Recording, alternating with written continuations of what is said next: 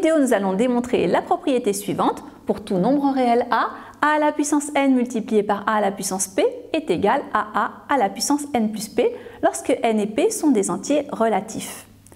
Revenons tout d'abord sur la définition de la puissance d'un nombre. Si on prend n un entier naturel, eh bien a à la puissance n, par définition, c'est le produit de n facteurs égaux à a. Si n égale à 0, on a adopté par convention que a à la puissance 0 était égal à 1 pour tout nombre réel a en dehors de a égale à 0, puisque 0 à la puissance 0 n'existe pas. Enfin, si on a une puissance négative, eh bien on définit a à la puissance moins n comme étant l'inverse de a puissance n. Et donc c'est égal à 1 divisé par n fois le facteur a. Et dans ce cas-là, le nombre a doit être également non nul, sinon ce nombre n'existe pas. Donc on voit que selon le signe de n et de p, eh bien nous allons avoir des expressions différentes de a puissance n et de a puissance p. Et donc on pense ici à raisonner par disjonction de cas selon le signe de n et de p. Donc regardons tout d'abord ce qu'il se passe lorsque n ou lorsque p est égal à 0. Et donc dans ce cas-là, je rappelle que a doit être non nul. Donc si n est égal à 0, eh bien nous aurons a à la puissance n multiplié par a à la puissance p qui va être égal à a puissance 0 fois a puissance p, c'est-à-dire 1 fois a puissance p ou a puissance p. Et a puissance p, c'est bien égal à a à la puissance 0 plus p. Donc la propriété est vraie lorsque n égale à 0 et par des raisons de symétrie, elle serait également vraie lorsque p est égal à 0. Et donc maintenant, on va s'attarder sur les autres cas. Alors on va commencer par le cas le plus facile où n et p sont tous les deux strictement positifs. Si n est strictement positif et p est strictement positif, alors a à la puissance n multiplié par a à la puissance p, par définition, c'est a fois a n fois multiplié par a fois a p fois. Nous avons donc n fois le facteur a et p fois le facteur a, donc au total nous avons n plus p fois le facteur a, ce qui donne a à la puissance n plus p. La formule est démontrée dans ce cas particulier. On va maintenant s'intéresser au cas où n et p sont strictement négatifs. Donc deuxième cas, si n est strictement négatif et p est également strictement négatif. Alors on va poser n' est égal à moins n et p' égale à moins p de façon à retrouver des puissances positives. On calcule à présent a à la puissance n multiplié par a à la puissance p. Ici les puissances sont négatives. Pour se ramener à des puissances positives, on peut utiliser la formule que l'on a vue tout à l'heure. On a dit que a à la puissance moins n est égal à 1 divisé par a à la puissance n. Donc on a a à la puissance n qui est égal à 1 divisé par a à la puissance moins n. Et de même, a à la puissance p, c'est 1 divisé par a à la puissance moins p. Ainsi, moins n et moins p sont des puissances positives. On peut remplacer moins n par n' et moins p par p'. On peut regrouper ces deux fractions. On a 1 divisé par a à la puissance n' multiplié par a à la puissance p'. Mais on a vu tout à l'heure que lorsque les puissances étaient positives, a à la puissance n multiplié par a à la puissance p est égal à a à la puissance n plus p. Donc on peut utiliser au dénominateur cette propriété.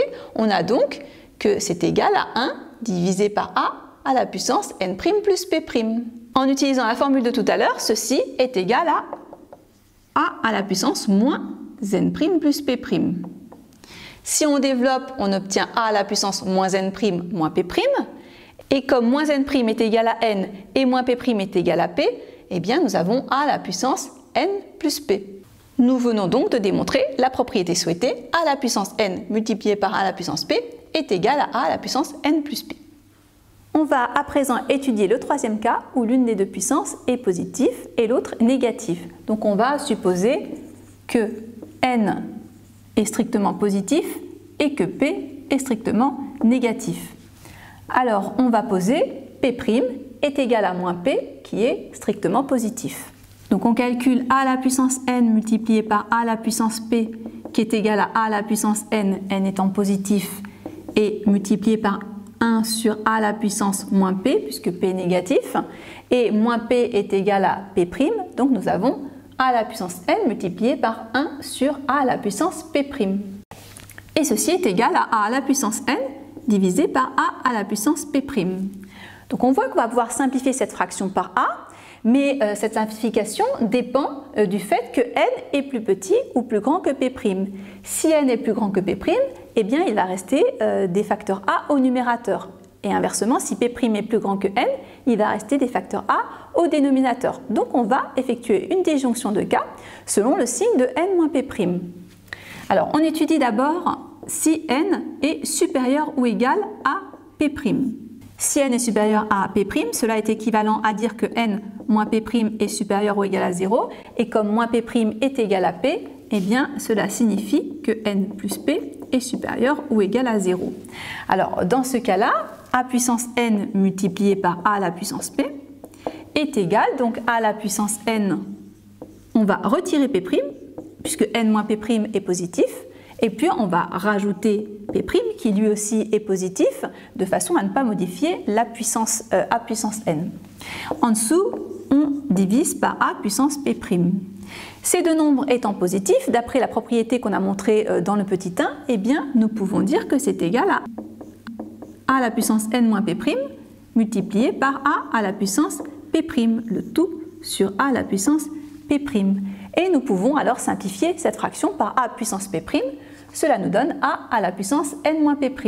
Et comme moins p' est égal à p, eh bien nous avons a à la puissance n plus p. Nous venons de démontrer la propriété dans ce cas particulier. Il nous reste à présent à étudier le cas où n n'est pas supérieur ou égal à p', c'est-à-dire où p' lui est supérieur à n.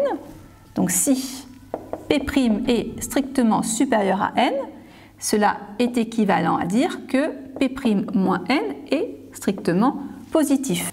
Donc nous calculons a à la puissance n multiplié par a à la puissance p. Donc a à la puissance n, le numérateur on ne le touche pas puisque la puissance est plus petite qu'au dénominateur. Et a à la puissance p', eh bien on va écrire a à la puissance p' moins n, qui est un nombre positif, et on va rajouter n pour conserver la puissance égale à p'. Et comme p' moins n et n sont deux puissances positives, eh bien nous pouvons couper cette puissance en deux et écrire a à la puissance p' moins n multiplié par a à la puissance n. Ici, la fraction se simplifie cette fois par a à la puissance n. Nous obtenons 1 divisé par a à la puissance p' moins n. Et donc ceci est égal à a à la puissance moins p' moins n, qui est égal à la puissance moins p' plus n. Et moins p', c'est égal à p. Donc nous obtenons a à la puissance p plus n, qui est égal à a à la puissance n plus p. Donc nous venons de démontrer encore une fois la propriété souhaitée. Alors pour terminer la démonstration, il faudrait aussi démontrer le cas où n est strictement négatif et p strictement positif. Mais en fait, ce cas se traite exactement de la même façon que celui-ci par symétrie de la propriété. Dans cette vidéo, nous venons de démontrer une propriété valable pour tout nombre réel a et pour tout entier n et p, qu'il soit positif ou négatif. Nous avons a à la puissance n multiplié par a à la puissance p qui est égal à a à la puissance n plus p. Attention, néanmoins, cette relation n'est pas valable lorsque a est égal à 0 avec des puissances qui seraient négatives ou nulles. Pour effectuer cette démonstration, on a utilisé plusieurs fois le raisonnement par disjonction de cas selon le signe de la puissance du nombre, puisque lorsque le signe est positif ou négatif, les définitions ne sont pas les mêmes. Et encore une fois, lorsqu'on a eu à diviser une fraction avec des puissances, eh bien, il fallait faire attention à la puissance qui dominait pour pouvoir terminer la démonstration. Enfin, grâce à cette propriété que nous venons de démontrer, eh bien, nous pourrons démontrer la propriété suivante: a à la puissance n divisé par a à la puissance p est égal à a à la puissance n moins p dans les mêmes conditions que la propriété que nous venons de démontrer. Eh bien, je vous remercie d'avoir regardé cette vidéo. À très bientôt.